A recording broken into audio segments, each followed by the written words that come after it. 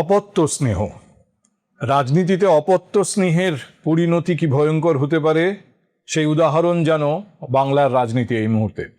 অনেকেই বলেন যা ভূভারতে হয় বা হওয়া সম্ভব তার সবই বিবরণ আছে মহাভারতে। আর রাজনীতিতে অপত্য স্নেহের কি করুণ পরিণতি হতে পারে তার তো বিস্তারিত বিবরণ মহাভারতে রয়েছে। যেন বাংলার রাজনীতির মহাভারত দেখছে। মমতা বন্দ্যোপাধ্যায়ের সামনে এই মুহূর্তে সব থেকে বড় চ্যালেঞ্জ, সব থেকে বড় বিপদ কি হতে পারে? পরিষদীয় দলের ভাঙন।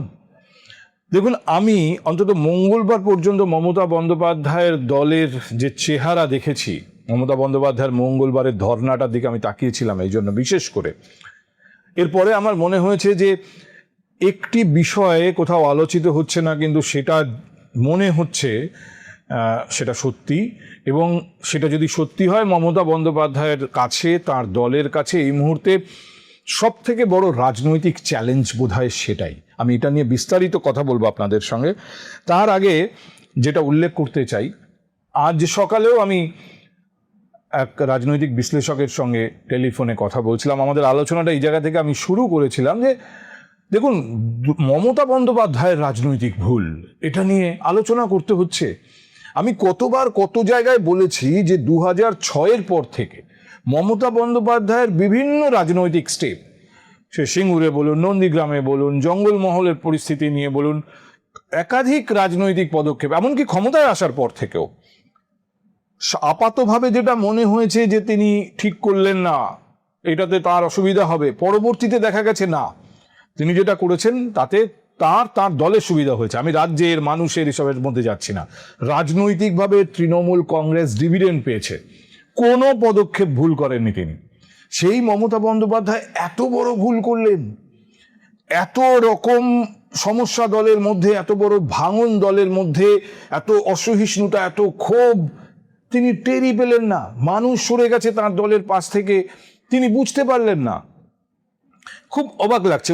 যেরকম ওনার কাছে আমি জিজ্ঞাসা করেছিলাম বা আলোচনার মধ্যে আমি তুলেছিলাম যে আপনার কাছে কোন কোন পয়েন্টগুলো মনে হয় মমতা বন্দ্যোপাধ্যায়ের ভুল, তো উনি প্রথমেই বললেন যে দলটাকে তো মমতা বন্দ্যোপাধ্যায় দলের মতো চালাননি, কোনো কিছুর নিয়মের তোয়াক্কাই করেননি। গঠনতন্ত্র হয়, একটা কনস্টিটিউশন থাকে কোনো একটা দলের।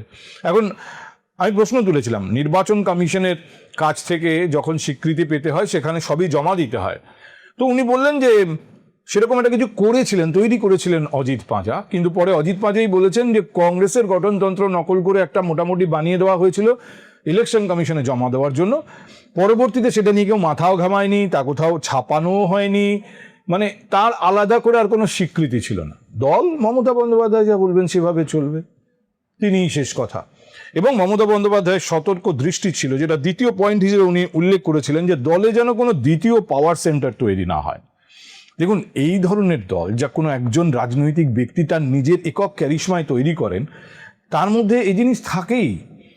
এমনকি কংগ্রেসে ইন্দিরা গান্ধী যতদিন কংগ্রেস চালিয়েছেন তিনি কিন্তু প্যারালাল পাওয়ার সেন্টার তৈরি করতে দিয়েছেন নাকি? মমতা বন্দ্যোপাধ্যায় সাংসদ, বিধায়ক পদের জন্য খেলোয়াড়, অভিনেতা, রাজনীতির বাইরে থেকে গায়ক টেনে টেনে এনে প্রার্থী করেছেন। সেই সময় কিন্তু এটা আলোচনা হয়েছে যে এইরকম সমাজের বিভিন্ন স্তরের পার্টিসিপেশন থাকা দরকার রাজনীতিতে। কিন্তু ওই রাজনৈতিক বিশ্লেষক বলছেন মমতা বন্দ্যোপাধ্যায় চেয়েছেন এমন কেউ সাংসদ, বিধায়ক হোক যারা রাজনীতির লোকই নন, যারা একেবারে বিনা প্রশ্নে মমতা বন্দ্যোপাধ্যায়ের নির্দেশ মেনে চলবেন, যাতে তার এই সংসদীয় দল, পরিষদীয় দল এসব পরিচালনা করতে কোনো অসুবিধা না হয়। সেখানে রাজনীতির লোক থাকলে বরং অসুবিধা, তারা প্রশ্ন করতে পারে, তারা পাল্টা প্রস্তাব দিতে পারে। এরা রাজনীতির লোক নন, যা মমতা বলবেন এক কথায় ঘাড় নাড়বেন, দরকারে যেখানে প্রয়োজন সই করবেন। আর সব শেষে যেটা নিয়ে তিনি অনেক বেশি সময় নিলেন তা হলো উত্তরসূরি নির্বাচন, এবং তার দলভুক্তি শুধু নয়, তাকে দলের কোনো জায়গায় জোর করে বসানো, একটা বড় ক্ষমতা তার হাতে দেওয়া, তার হাতেই দলকে তুলে দেওয়ার চেষ্টা। দেখুন, এটা কে করেননি বলুন তো?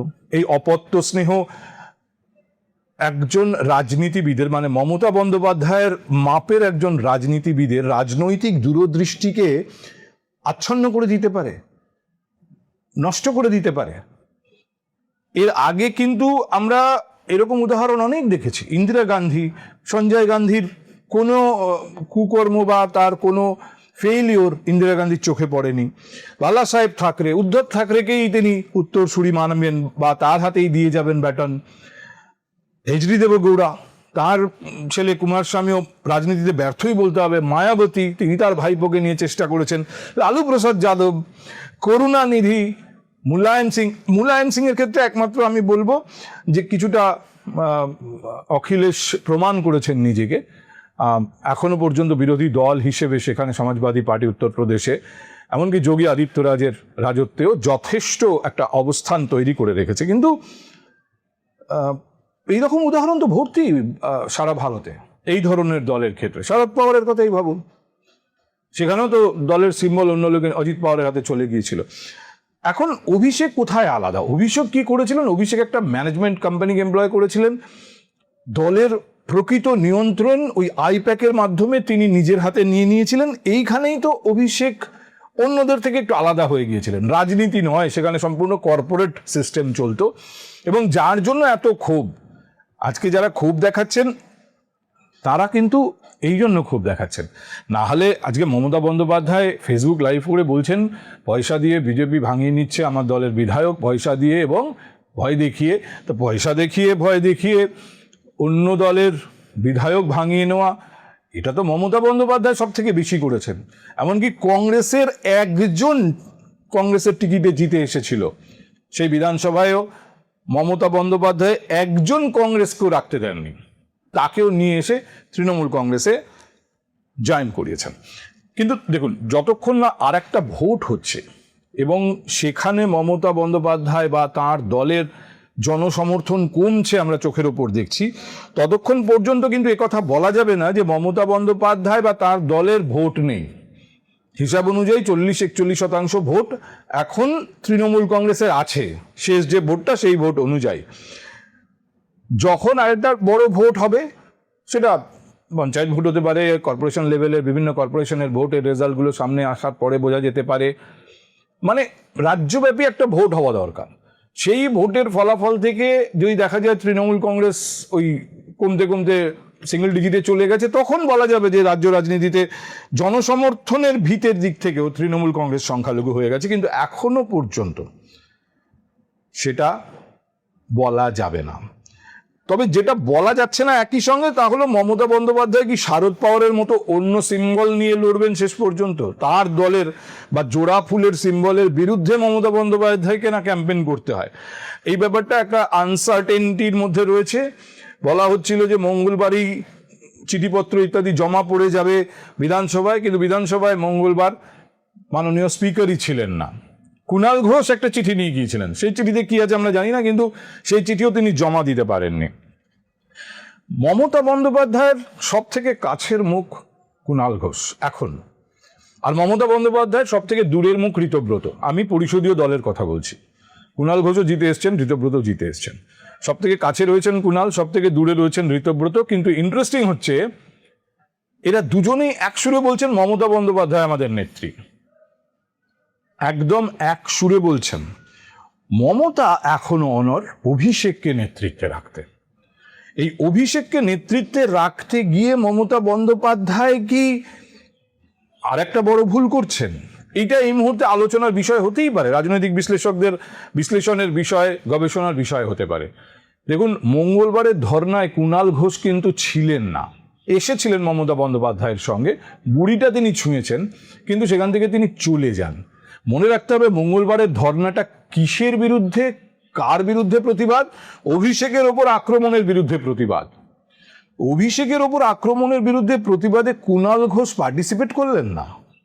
তিনি তার এক্সপোস্টে ইঙ্গিত দিয়েছেন তিনি মমতা বন্দ্যোপাধ্যায়কে নেত্রী মানেন, মমতা বন্দ্যোপাধ্যায়ের সঙ্গে তিনি আছেন। যদি মমতা বন্দ্যোপাধ্যায়কে তিনি বিভিন্ন বিষয়ে সংস্কার করতে না দেখেন দলের, তাহলে তিনি অন্য কিছু ভাববেন, ইঙ্গিত দিয়ে রেখেছেন। সেই কুণাল ঘোষ কিন্তু মঙ্গলবারের ধর্নায় সেই অর্থে যাকে পার্টিসিপেশন বলে করেননি। তিনি বিধানসভায় চলে গিয়েছিলেন চিঠিপত্র জমা দিতে। আর কারা পার্টিসিপেট করেননি? হ্যাঁ, ছিলেন মদন মিত্র, ছিলেন চন্দ্রিমা ভট্টাচার্য, ছিলেন, কিন্তু আরো অনেক বড় বড় ভিআইপি নেতা তৃণমূল কংগ্রেসের আছে। ববি হাকিম দেখা যায়নি, দেবাশিস কুমার দেখা যায়নি, তাদের অরূপ বিশ্বাস দেখা যায়নি, শশী পাঁজা দেখা যায়নি, গঙ্গার ওপার থেকে অরূপ রায়, তিনি দর্শন দেননি। মানে সব মিলিয়ে বোধহয় কলকাতা কর্পোরেশনের 5-6 জন কাউন্সিলরকে দেখা গেছে। তৃণমূল কংগ্রেসের বাকি কাউন্সিলররাও ছিলেন না। এই যে ধর্নাটা না, আমি একদম শুরুতে আপনাদের কাছে উল্লেখ করছিলাম যে ধর্নাটা দেখে আমার যেটা মনে হয়েছে, বড় বিপদটাই পরিষদীয় দলের ভাঙন নয়। সিম্বল কাছে থাকবে কি থাকবে না, রাজনৈতিক দিক থেকে এর থেকেও বড় বিপদ বা আশঙ্কার জায়গা রয়েছে, সিঁদুরে মেঘ রয়েছে তৃণমূল কংগ্রেসের জন্য। বিধানসভায় জিতে এসেছেন 32 জন বিধায়ক সংখ্যালঘু তৃণমূল কংগ্রেসের 80 জনের মধ্যে। ছেড়ে দিন, কলকাতা কর্পোরেশনে তৃণমূল কংগ্রেসের কত 18 জন মুসলিম কাউন্সিলর আছেন কলকাতা কর্পোরেশনে। কলকাতাতেই মমতা ধর্নায় বসছেন। এই 18 জন মুসলিম কাউন্সিলরের একজনও আসেননি। হ্যাঁ, আমি 18 জন মুসলিম কাউন্সিলরের কথা বলছি, সংখ্যালঘু কাউন্সিলর। যে সংখ্যালঘু ভোট তৃণমূল কংগ্রেসের অন্যতম ভরসার জায়গা ছিল নির্বাচনী রাজনীতিতে, সেই সংখ্যালঘু কাউন্সিলররা একজনও আসেননি। আজকে আপনারা ধরুন না, ঋতব্রত বা সন্দীপন সাহা বলছেন, বা বলা হচ্ছে, তারা নিজেরা অবশ্য বলছেন না এখনো, বলা হচ্ছে তারা 50 জন বিধায়কের সাপোর্ট নিয়ে স্পিকারের কাছে যাবেন, যে সিম্বল যেন তাদের দেওয়া হয়, তারাই অ্যাকচুয়াল তৃণমূল কংগ্রেস, আর বিরোধী দলনেতা হবেন তাদের নির্বাচিত দলনেতা। 50 জন বিধায়ক, তৃণমূল কংগ্রেসের 80 জন বিধায়কের মধ্যে 32 জন সংখ্যালঘু। তো এই 32 জন সংখ্যালঘু বিধায়ককে বাদ দিয়ে 50 জনের হিসেব হচ্ছে নাকি? এমনি তো 50-এ পৌঁছবে না। তাহলে এই 32 জন সংখ্যালঘু বিধায়কের মেজরিটি, ইফ নট অল, ওই তালিকায় আছে। দেখুন, ইফ এই জন্য বলছি, এই সংখ্যালঘু বিধায়কের তালিকায় তো ববি হাকিমও আছেন। ববি হাকিম কি ঋতব্রতদের সঙ্গে উল্টো দিকে রয়েছেন? আবার মঙ্গলবারের ধর্নাতে ববি হাকিমকে দেখা যায়নি। শোনা যাচ্ছে এমনকি ববি হাকিমও সরাসরি ওই 50 জনের মধ্যে না থাকলেও 51 থেকে 60 যারা এই মুহূর্তে সরাসরি ঋতব্রত শিবিরে নাম লেখাতে চাইছেন না, আবার মমতা বন্দ্যোপাধ্যায়ের সঙ্গেও থাকছেন না, এই তালিকায় ববি হাকিমের নাম আছে। অধিকাংশ নির্বাচিত বিধায়করা সরে যাওয়াটা বেশি আশঙ্কার, নাকি সংখ্যালঘু ভোট পাশ থেকে সরে যাওয়া রাজনৈতিক দিক থেকে তৃণমূল কংগ্রেসের কাছে বেশি আশঙ্কার? আমার মঙ্গলবার পর্যন্ত অপেক্ষা করে আমি এই প্রশ্ন তুলেছি। আগেই আমার সন্দেহ ছিল, কিন্তু মমতা বন্দ্যোপাধ্যায় রাস্তায় নামুন, মমতা বন্দ্যোপাধ্যায়ের ডাকে কারা আসছে, মমতা বন্দ্যোপাধ্যায়ের পাবলিক অ্যাপিয়ারেন্সে, কোনো একটা পাবলিক প্রোটেস্টে, সেটা চোখে দেখার পরে এ ব্যাপারে আমি অন্তত পাবলিকলি মন্তব্য করব, এটা আমি ধরে রেখেছিলাম। এই জন্য মঙ্গলবার পর্যন্ত, মমতা বন্দ্যোপাধ্যায় রাস্তায় নামা পর্যন্ত। মঙ্গলবারের যে ভিড় মমতা বন্দ্যোপাধ্যায়কে ঘিরে, হার্ডলি 1200 মতো লোক পুলিশের হিসেব অনুযায়ী সেখানে ছিল। এই ভিড়টা দেখেই আমার মনে হয়েছে যেখানে সংখ্যালঘু মানুষ, সংখ্যালঘু সমর্থকদের চোখে পড়ার মতো অ্যাবসেন্স তারা ছিলেন না। দেখুন, বিধায়ক ভাঙানোর রাজনীতি বাংলায় নতুন না, মমতা বন্দ্যোপাধ্যায়ের কাছেও নতুন না। তিনি এই খেলা খুব ভালো জানেন, অনেকে তাঁর কাছেই এইসব খেলা শিখেছেন। কিন্তু সংখ্যালঘু ভোট পাশ থেকে সরে যাওয়া তৃণমূল কংগ্রেসের কাছে রাজনৈতিকভাবে অনেক বেশি আশঙ্কার। এই বিপদের মোকাবিলা কিভাবে করবে ঘাসফুল শিবির, কিভাবে করবেন মমতা বন্দ্যোপাধ্যায় নিজে, এই প্রশ্নের উত্তর কিন্তু এখনই নেই। মমতা বন্দ্যোপাধ্যায়ের আছে কিনা, মমতা বন্দ্যোপাধ্যায়ের কাছে এই প্রশ্নের কোনো উত্তর আছে কিনা, সেটা বোঝা যাবে আগামীতে।